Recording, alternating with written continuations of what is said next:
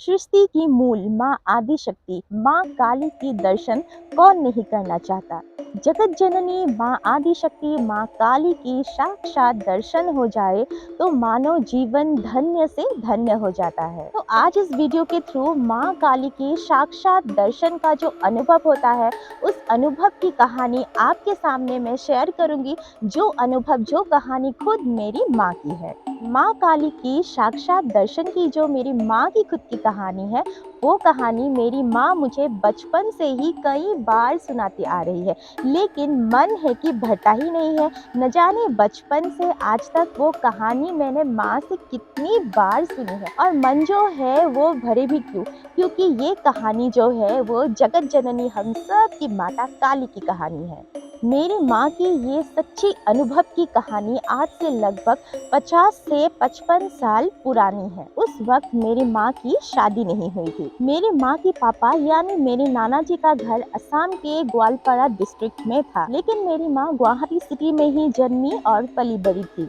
उधर ग्वालपारा डिस्ट्रिक्ट में जो माँ त्रिपुरेश्वरी का मंदिर है, जिसे एक जागृत काली मंदिर के नाम से भी जाना जाता है, उस मंदिर के मेरे नाना जी पुजारी थे। मेरे नाना जी के साथ साथ उनके जो भाई थे, उनके भाई भी उस मंदिर में माँ की सेवा किया करते थे।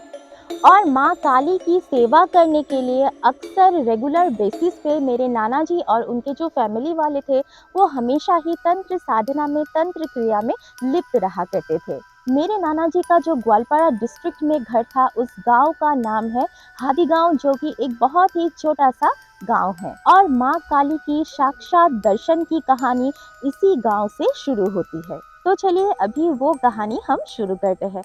आज से लगभग 50 से 55 साल पहले जब मेरी माँ स्कूल में पढ़ा करती थी, तब मेरी माँ को गर्मियों की छुट्टी मिल गई थी और असम में हमें गर्मियों की छुट्टी जुलाई महीने में मिलता है। तो बस क्या, गर्मियों की छुट्टी मिलते ही सभी लोग जैसे आज भी शहर से गांव जाते हैं, उसी तरह माँ भी गुवाहाटी से सुबह सुबह बस पकड़ के ग्वालपारा के गांव के घर तक निकल पड़ी। उस दिन शाम के वक्त माँ गांव पहुंची और लगभग अंधेरा हो ही चुका था। उस जमाने में गांव में इलेक्ट्रिसिटी की फैसिलिटी नहीं हुआ करता था और शाम होते ही सुनसान हो जाता था पूरा इलाका।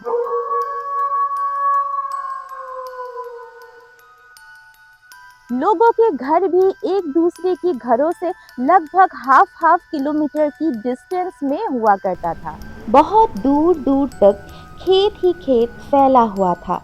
बड़े बड़े पुराने पेड़ होने के कारण अंधेरा भी बहुत ही जल्द हो जाता था। उस समय में लोग ज़्यादातर खेती का ही काम किया करते थे और सुबह सूरज उगते ही खेत को चले जाते थे और घर लौटते थे सूरज डूबने से पहले। दिन भर खेत में काम करने की वजह से लोग शाम को अंधेरा होते ही खाना खा के सो जाते थे। तो उस दिन माँ भी शाम के वक्त गांव पहुंची और अंधेरा लगभग हो ही चुका था। तो सिटी में पली बड़ी मेरी माँ को शाम होते ही गांव में अंधेरा जब दिखाई दिया, ऊपर से सन्नाटा, तो वो देख के माँ थोड़ा घबरा गई। लेकिन घबराते हुए ही माँ बस से उतरी। उतरते ही बारिश शुरू हो चुकी थी, क्योंकि जुलाई के महीने में असम में भारी बरसातों के दिन होते हैं। तो माँ भीगते भीगते थोड़ी दूर आ गई। थोड़ी दूर आते ही माँ को नाना जी के भाई दिखाई दिए।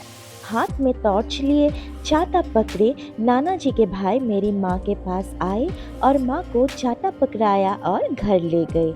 उस रात माँ बहुत थकी हुई थी, तो खाना खाते ही माँ सो गई। और इसके अगले दिन माँ सुबह सो के उठी और अपने ही हम उम्र वाली दोस्तों के साथ माँ गांव में खेलने के लिए निकल गई। गांव घूमते और अपने दोस्तों के साथ खेलते कूदते माँ एक प्राचीन काली मंदिर तक पहुंच गई, जहां माँ के हम उम्र दोस्त अक्सर खेला करते थे। लेकिन माँ उस दिन पहली बार उस प्राचीन मंदिर में गई। जाते ही माँ को एक अजीब सा एहसास हुआ।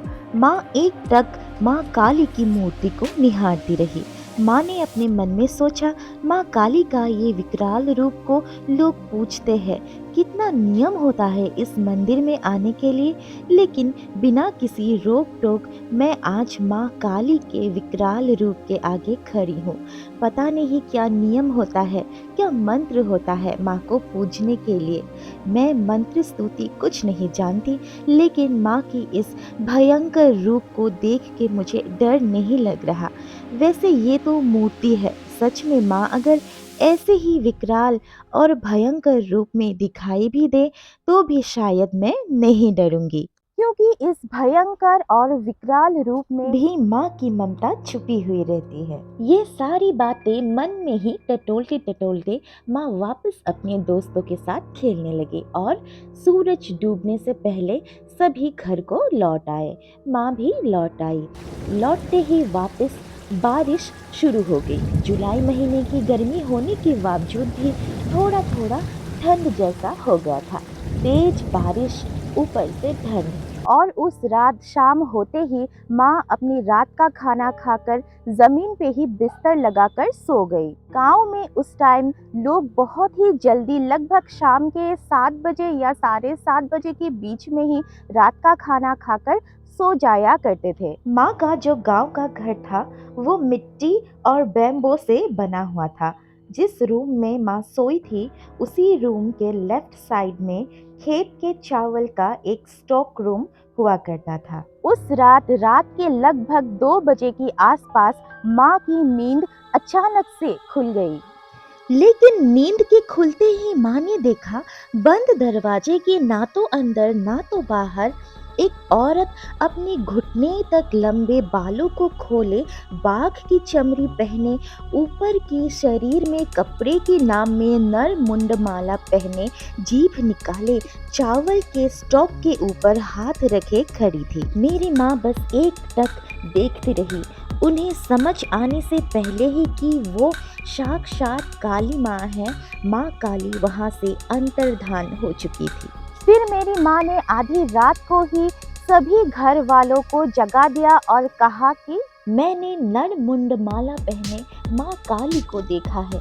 तो सभी बस हैरान रह गए कि बिना आवाहन, बिना मंत्र, बिना साधना माँ ने कैसे साक्षात माँ काली को देख लिया। लोग तरसते हैं माँ काली की साक्षात दर्शन पाने के लिए।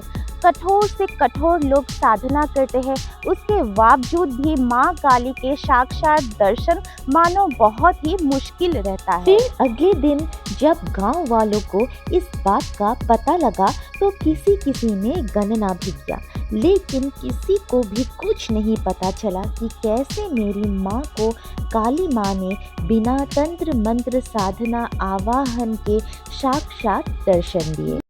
ये आंसर आज तक मेरी माँ नहीं ढूंढ पाई। आप लोग क्या सोचते हो इसके बारे में मुझे कमेंट बॉक्स में बिल्कुल कमेंट करके बताना, ताकि 50 से 55 साल पहले का जो ये इंसिडेंट है इसका जवाब हमें भी मिल सके। और वीडियो आपको कैसा लगा बताना जरूर। चैनल पर नए आए हो तो चैनल को जरूर सब्सक्राइब करके रखना। Thanks for watching, bye.